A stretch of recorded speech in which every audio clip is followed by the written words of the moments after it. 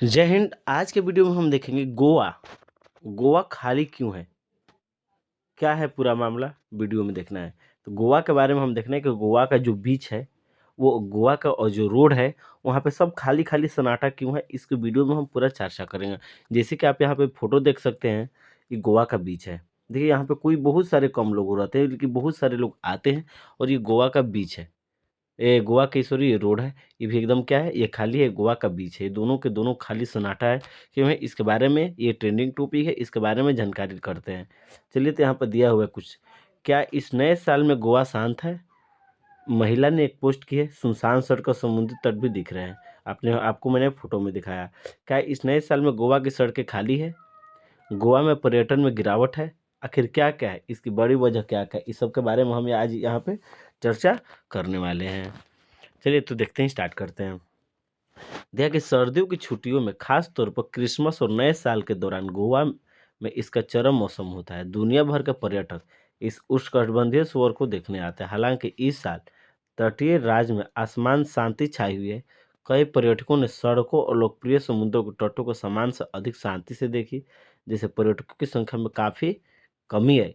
क्यों, रीजन क्या है, इसमें हम जानते हैं। और आगे दिया हुआ है यहाँ पे कि सामाजिक कार्यकर्ता दीपिका नारायण भारद्वाज ने सोमवार को social media platform x x यानी कि ट्विटर पहले का नाम था, अब एक्स है, एक्स पर साझा किया कि कैसे वह एक लगभग खाली राज्य देख रही है जहां शायद कोई पर्यटक है।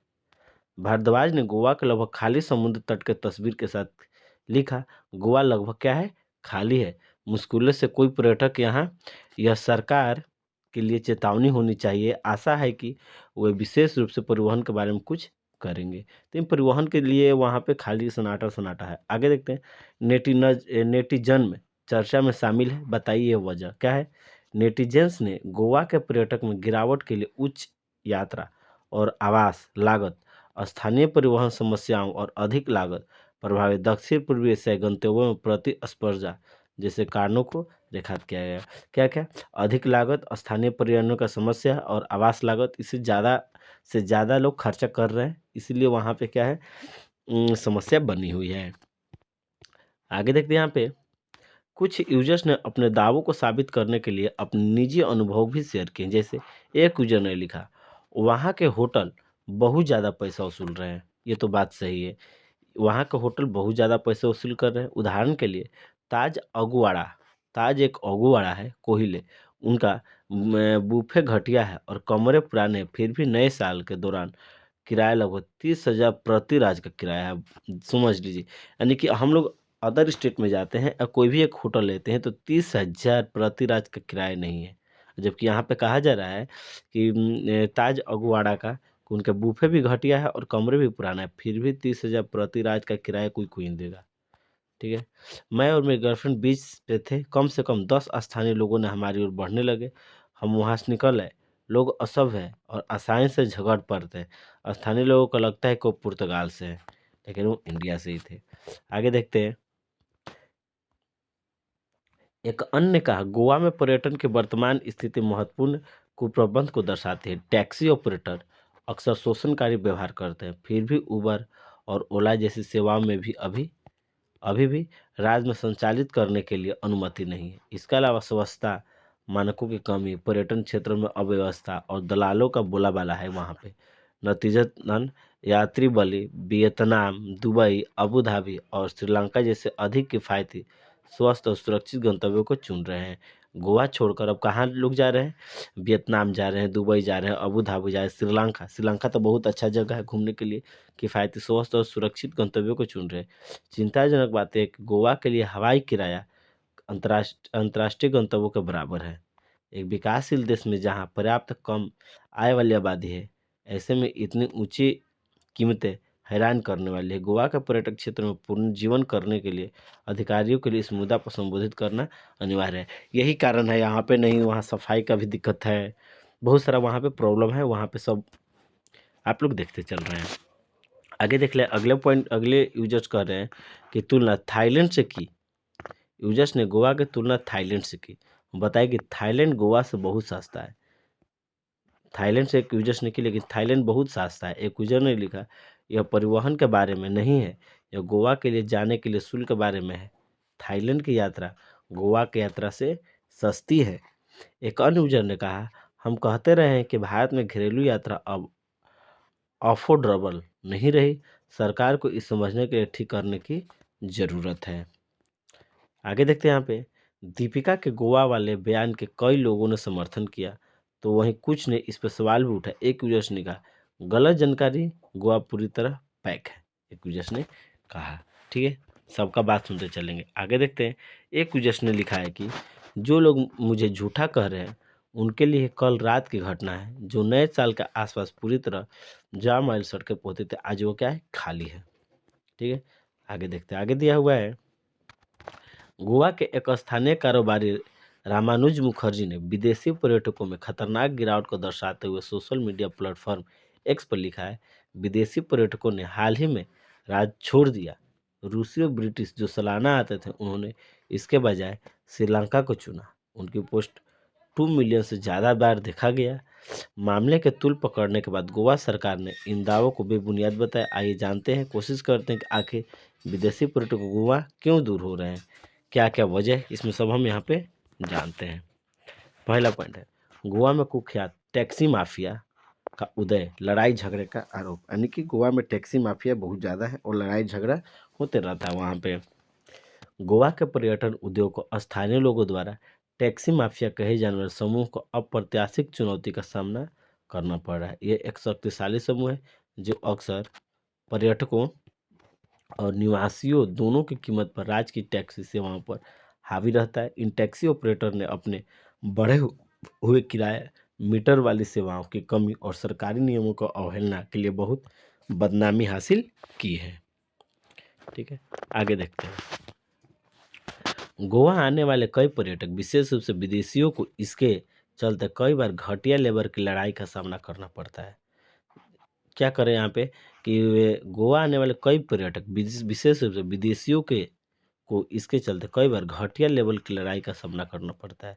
इसमें उन्हें लगता है कि उनसे अधिक पैसे लिए जा रहे हैं और उनका फ़ायदा उठाया जा रहा है।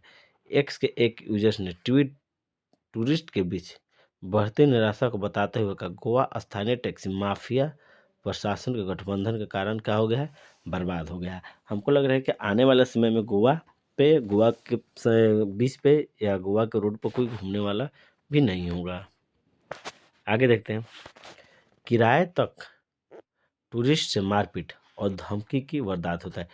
जब कोई घूमने जाता है टूरिस्ट, वहाँ पे उनके साथ मारपीट और धमकी होती है। किसके लिए, किराया के लिए। ध्यान रखिएगा, वहाँ पे गोवा में हो रहा है। आगे दिया यहाँ पे, गोवा आने वाले कई पर्यटक ने किराए पर बातचीत करते समय या उचित कीमत के लिए नेगोशिएट करते समय भी टैक्सी चालकों की ओर से धमकी और लड़ाई का सामना किया है। टैक्सी चालक कभी कभी अपने बेहद ऊंचे मांगों को पूरा न किए जाने पर सर्विस देने से इनकार कर देते हैं। एक्स पर एक यूजर्स ने आप बीती में बताया कैसे उसे पॉपुलर बीच से अपने जर्मन दोस्त को ले जाने के लिए 10 से ज़्यादा टैक्सी ड्राइवर के साथ दुश्मनी मूल लेनी पड़ी थी। ये तो गलत बात है। आगे देखते हैं, टैक्सी माफिया के कारण गोवा का पर्यटन पर उठ रहे सवाल। सबसे जब मेन मुद्दा क्या है, टैक्सी माफिया। वहाँ पर टैक्सी माफिया हो गया है, पैसा ज़्यादा से ज़्यादा ले रहे हैं, इसलिए वहाँ पे दिक्कत हो रही है। देखते हैं यहाँ पे, उन्होंने लिखा कि बेनाउली में उनके जर्मनी साथी 23 किलोमीटर की सवारी के लिए 1800 रुपये का भुगतान करना पड़ा है। ये सोचने वाली बात है कि 23 किलोमीटर यात्रा के लिए 1800 रुपया, ये गलत बात है।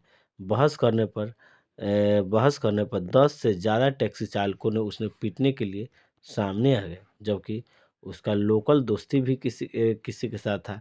फिटनेस इन्फ्लुएंस चिराग बरत्याजा ने भी इसी तरह के एक घटना का जिक्र किया। उन्होंने लिखा कि एक बार गोवा में हमने अपनी कार में एक विदेशी पर्यटक को लिफ्ट दी। कुछ टैक्सी वाले हमें रोका और कहा, नीचे उतरो नहीं तो कार तोड़ देंगे। टैक्सी माफिया के व्यवहार के कारण गोवा का पर्यटन काफ़ी हद तक खराब रहा। इसे नहीं करना चाहिए। आगे देखते हैं। फ्रेंड, अगर वीडियो अच्छी लगी, अगर न्यूज़ अच्छा लगे तो प्लीज़ एक बार चैनल को जो सब्सक्राइब कर लेंगे। ओला और उबर ऑनलाइन राइड होलिंग सेवाओं की गैर मौजूदगी, मतलब ये ओला और उबर ऑनलाइन क्या है, इसके बारे में भी हम यहाँ पे जानेंगे। भारत का अधिकांश प्रमुख पर्यटक शहरों में संचालित होने वाली ओला और उबर जैसे ऑनलाइन राइड हेलिंग सेवाओं की गैर मौजूदगी में ये स्थिति और भी बदतर हो गई है। जब ओला 2014 में गोवा में लॉन्च करने का प्रयास किया गया तो टैक्सी उड़ानियों ने हड़ताल कर दी, ठीक है, जिससे सरकार के ऐप को ब्लॉक करने का दबाव पड़ा। ध्यान रखिए, ऐसे ऐसे तो वहाँ पे लोग हैं जबरदस्ती। सीमित परिवहन को विकल्प के चलते गोवा में पर्यटकों के आस पास अक्सर ऊंची दरों का स्वीकार करने के अलावा कोई विकल्प नहीं होता, जिससे नेगेटिव रिव्यू, निराशा और असंतोष बढ़ता रहता है। यही बात है मेन रूप से, ठीक है। बहुत सारा भी पॉइंट है, सब देखेंगे हम यहाँ पे। गोवा के प्रमुख व्यवसाय पर भी कम होते विदेशी पर्यटकों का असर। जैसे विदेशी पर्यटकों की कम संख्या का असर गोवा के प्रमुख व्यवसाय पर भी पड़ता है। सेक वेलफेयर ओनर्स सोसाइटी के अध्यक्ष क्रूज कार्डोस ने अप्रैल में ओहराल्डो से कहा कि विदेशी पर्यटकों की संख्या में भारी कमी आई है, ठीक है। यहाँ तक है कि भारतीय पर्यटक भी सेक में कम आते हैं। ऐसी स्थिति में कुछ कमरे लगातार खाली रह रही है क्योंकि वो अपना रोजाना के खर्चे का भी प्रतिबंधन नहीं कर पा रहे हैं। तो यही है मेन गोवा के बारे में। और वीडियो कैसी लगी, अच्छी लगी तो प्लीज़ लाइक सब्सक्राइब जरूर करेंगे, एक कमेंट जरूर करेंगे। आज के लिए इतना ही। जय हिंद, धन्यवाद।